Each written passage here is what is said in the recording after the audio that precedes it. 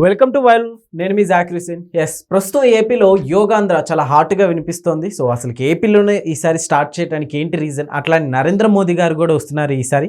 So ప్రస్తుతం దీని గురించి డిస్కస్ చేద్దాం. మనతోటి సీనియర్ జర్నలిస్ట్ సిఎస్ రావు గారు ఉన్నారు. వెల్కమ్ చెప్పేద్దాం. హాయ్ సార్, నమస్తే. నమస్తే. ఏంటి సార్ ఏపీలోనే స్టార్ట్ చేయడానికి ఏంటి రీజన్, అట్లానే ఇప్పుడు నరేంద్ర మోదీ గారు కూడా రాబోతున్నారు. ఒకసారి ఒక రకంగా చెప్పాలంటే ఒక బ్రాండ్ వాల్యూ క్రియేట్ అవుతుంది ఆంధ్రప్రదేశ్కి. ఎందుకంటే అంతర్జాతీయ యోగా దినోత్సవం కాబట్టి ప్రపంచవ్యాప్తంగా కూడా ఇటువైపు చూస్తారు. అది ఎక్కడ పెట్టాలి అనేది ఆలోచించిన తర్వాత నరేంద్ర మోడీ గారు తీసుకున్నటువంటి ఆప్షన్ ఆంధ్రప్రదేశ్. బహుశా నేను అనుకోవటం ఆంధ్రప్రదేశ్ మీద ఆయనకి గతంలో లేనటువంటి అభిమానము, లేదంటే ప్రేమో, లేదంటే అనుబంధము ఉందేమో, లేదా ఉన్నట్టు ఆయన ప్రజలకి అలా తెలియజేసేటువంటి ప్రయత్నమా అనేది కొంత సందిగ్ధం. సార్ గత కొన్ని రోజుల నుంచి చూసుకుంటుంటే నరేంద్ర మోదీ గారు చాలా స్పెషల్ ఫోకస్ పెట్టినట్టున్నారు ఏపీ మీద. సో చాలాసార్లు వచ్చి వెళ్ళడం అనేది చూస్తున్నాము. సో గతంలో ఎప్పుడైనా ఇట్లా మీరు ఎప్పుడైనా చూసారా సార్ అసలు నరేంద్ర మోదీ గారు ఇంత ఫోకస్ పెట్టడం? ఇప్పుడు గతంలో లేదు, బట్ ఇప్పుడు కొత్తగా కనిపిస్తుంది. ఆయన అంటే ప్రజలను తన వైపు తిప్పుకోవడానికి చేస్తున్నటువంటి ప్రయత్నమా, లేదంటే నిజంగా చిత్తశుద్ధితోటి ఆంధ్రప్రదేశ్ మీద ఆయనకి మమకారం ఏర్పడిందా అనేది ఒక సందేహం. ఎందుకనంటే దక్షిణ భారతదేశంలో భారతీయ జనతా పార్టీ బలహీనంగా ఉంది. సో దక్షిణ భారతదేశంలో భారతీయ జనతా పార్టీ బలపడాలి అని అంటే దక్షిణ భారతదేశానికి వెన్నుముకగా ఉన్నటువంటి ఆంధ్రప్రదేశ్ కావాలి. ఆంధ్రప్రదేశ్లో బీజేపీ ఉనికి లేదు. కూటమిగా ఏర్పడ్డారు కాబట్టి మొన్న ఏదో ఎమ్మెల్యేలు కొంతమందిని, ఒక 2 ఎంపీలు గెలుచుకోవడం జరిగింది. అంతే తప్ప మామూలుగా అయితే మీకు ఆయనకి ఆ పార్టీకి బలం లేదు. 3, 4 గెలుచుకున్నారు ఎంపీలని. బట్ మీకు ఓన్గా పార్టీ కనుక పోటీ చేసినట్టయితే ఆ పార్టీకి డిపాజిట్లు కూడా రావు ఎక్కడ.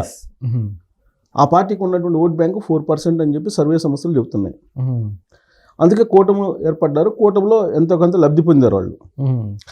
అయితే ఎందుకని ఆ పార్టీ బలపడలేదు ఆంధ్రప్రదేశ్లో అని అంటే దానికి రీజన్స్ ఉన్నాయి.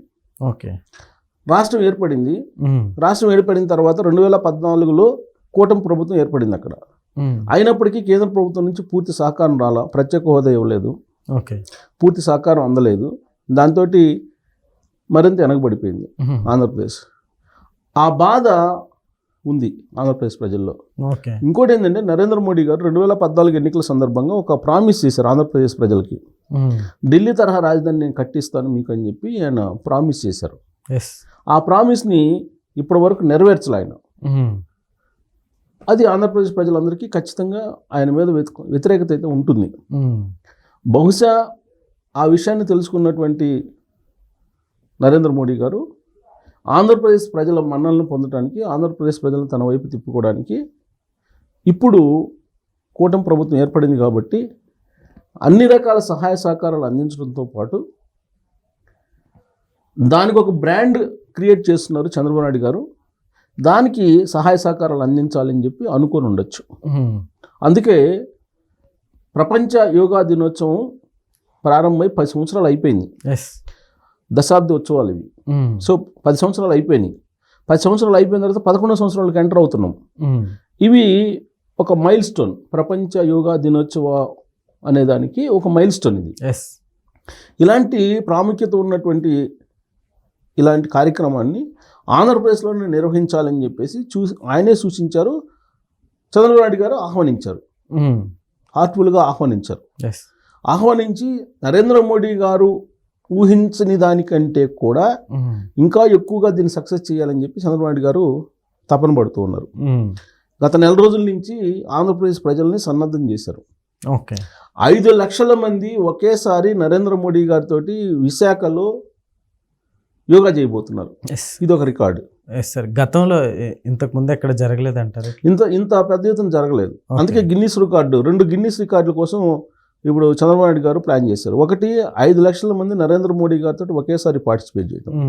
2 రాష్ట్రం మొత్తం దాదాపు 2.5 కోట్ల మంది ఒకేసారి యోగాలో పార్టిసిపేట్ చేయటం. ఇది ఒక రికార్డు. ఒక రాష్ట్రంలోనే 1,26 కేంద్రాల్లో ఈ యోగాన్ని నిర్వహించబోతుంది. ఇదొక రికార్డు.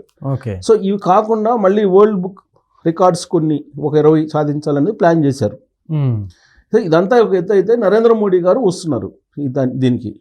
నరేంద్ర మోడీ గారు వస్తున్నారంటే ఖచ్చితంగా ప్రపంచం మొత్తం కూడా ఇటువైపు చూస్తుంది. Yes sir. దానికి ఒక గుడ్ విల్, దానికి ఒక ఇమేజ్ వస్తుంది. ప్రధానమంత్రి కదా, భారత ప్రధానమంత్రి ఈ కార్యక్రమంలో పాల్గొంటున్నారు. అది కూడా వైజాగ్ని ఎంచుకున్నారని అంటే ఖచ్చితంగా ఆంధ్రప్రదేశ్ వైపు అయితే చూస్తారుగా. ఎస్ సార్, అవును. అంటే గుడ్ విల్ పెరగడానికి అవకాశం ఉన్నటువంటి కార్యక్రమం ఇది. ఆయన శనివారం రోజు, శుక్రవారం రోజే రాబోతున్నారు, ఇవాళ రాబోతున్నారు, ఇవాళ సాయంత్రం రాబోతున్నారు. ఆయన వచ్చి ఆయన సాయంత్రం 6:40 విశాఖపట్నం రాబోతున్నారు. విశాఖపట్నంలో తూర్పు నావికా దళానికి సంబంధించిన మెస్లోకి ఆడ ఉండి, అక్కడే గెస్ట్ హౌస్ కూడా ఉంది, అక్కడే తిని అక్కడే విశ్రాంతి తీసుకుంటారు. ఓకే. రేపు అంటే 21వ తారీఖున ఉదయం 6:25 ఆయన ఆర్కే బీచ్ వస్తున్నారు. ఓకే. విశాఖలో ఉన్నట్టు ఆర్కే బీచ్కి అక్కడ యోగా ఆయన చేయబోతున్నారు. ఓకే. దాదాపు 7:15 వరకు యోగా చేస్తారు ఆయన. ఆ తర్వాత యోగా ముగిసిన తర్వాత ఆయన ప్రసంగం కూడా ఉంటుంది షెడ్యూల్ ప్రకారం. ఆ తర్వాత తిరిగి ఆయన మళ్ళీ తూర్పు నావికాదళం గెస్ట్ హౌస్కి వెళ్తారు. గెస్ట్ వెళ్ళి అక్కడ కొన్ని కార్యక్రమాల్లో ఉన్నాయి, ఆ కార్యక్రమాలు పార్టిసిపేట్ చేసి తిరిగి మళ్ళీ ఆయన హెలికాప్టర్లో విశాఖ ఎయిర్పోర్ట్కి వచ్చి అక్కడి నుంచి ప్రత్యేక విమానంలో ఆయన 12 గంటలకి ఢిల్లీ తిరుగు ప్రయాణం అవుతారు. ఇది ఆయన షెడ్యూల్. అంటే శుక్రవారం రోజు సాయంత్రం నుంచి, అంటే 6:40 శుక్రవారం రోజు, అంటే ఇవాళ సాయంత్రం నుంచి శనివారం రోజు మధ్యాహ్నం వరకు ఉంటారు ఆయన. అంటే దాదాపు ఒక 18 to 20 hours ఉంటారు ఆయన. ఓకే. ఈ రాగానే ఆంధ్రప్రదేశ్ ముఖ్యమంత్రి చంద్రబాబు నాయుడు గారు, గవర్నరు, మంత్రులు, కేంద్ర మంత్రులు వీళ్ళందరూ కూడా కలవబోతున్నారు వైజాగ్లో ఇవాళ సాయంత్రం. సో ఇదంతా కూడా ఒక గుడ్ విల్ని, ఆంధ్రప్రదేశ్కి ఒక గుడ్ విల్ని పెంచడానికి, అలాగే అంతర్జాతీయ యోగా దినోత్సవం యొక్క ప్రాముఖ్యతని ప్రపంచానికి తెలియజేయడానికి, ఇది ఒక సనాతనమైనటువంటి సంపద మనకి. దీని ద్వారా మనం ఆరోగ్యంగా ఉండొచ్చు, దీని ద్వారా మనం ప్రశాంతంగా ఉండొచ్చు, దీని ద్వారా ఒత్తిడి నుంచి బయటపడవచ్చు, దీని ద్వారా ఉపకాయాన్ని తగ్గించుకోవచ్చు, దీని ద్వారా అనేక రకాల వ్యాధులను తగ్గించుకుని ఆసుపత్రులకు దూరంగా ఉండొచ్చు. చాలా ఉపయోగాలు ఉన్నాయి యాక్చువల్లీ యోగా అనేటువంటిది బాగా ప్రచారం చేశారు. నిజం కూడా. చంద్రబాబు నాయుడు గారు రోల్ మోడల్ దీనికి. అవును. నరేంద్ర మోడీ గారు మరొక రోల్ మోడల్. వీళ్ళిద్దరూ రోల్ మోడల్సే కదా యోగాలో. యోగా చేయడం ద్వారానే వాళ్ళు ఇవాళకి కూడా యంగ్స్టర్స్గా కనిపిస్తున్నారు, యంగ్స్టర్స్గా యాక్ట్ చేస్తున్నారు, యంగ్స్టర్స్గా వాళ్ళు షార్ప్గా ఉన్నారు. వాళ్ళిద్దరే మనకి నిదర్శనంగా కనిపిస్తున్నారు కదా యోగా వల్ల బెనిఫిట్స్ ఏంటి అనేది. సో కాబట్టి ఈ ఈవెంట్ అనేది డెఫినెట్గా మిగతా ఈవెంట్ల కన్నా చాలా ఇంపార్టెన్స్ ఉన్నటువంటి ఈవెంట్గా మనం చెప్పుకోవచ్చు. దీనివల్ల మనకేమొస్తుందిలే అనుకోకుండా దీంట్లో పార్టిసిపేట్ చేయడంతో పాటు యాక్చువల్గా డీమ్డ్ యూనివర్సిటీ ఒకటి పెట్టి యోగాని 9వ తరగతి పైబడినటువంటి వాళ్ళందరికీ నేర్పించాలనేటువంటి ఆలోచన కూడా చేస్తున్నారు. బహుశా అనౌన్స్మెంట్ రేపు రావచ్చు. ఆరోగ్య ఆంధ్రప్రదేశ్, యోగా ఆంధ్రప్రదేశ్ అంటే ఆరోగ్య ఆంధ్రప్రదేశ్ కావాలి, హెల్దీగా ఉండేటువంటి పౌరులు కావాలి. అంటే ఆరోగ్యమే మహాభాగ్యం. ఇప్పుడు మనకు ఆరోగ్యం లేకుండా మనిషి కనిపిస్తే ఉపయోగం ఏంటి? ఆరోగ్యం లేకపోతే ఎంత సంపద ఉన్నా కానీ, ఎంత డబ్బు ఉన్నా కానీ, ఎంత బంగారం ఉన్నా కానీ, ఎన్ని ఉన్నా కానీ దాన్ని ఆస్వాదించలేం కదా. సో కాబట్టి ఆరోగ్యం అనేది ఫస్ట్ ఇంపార్టెంట్.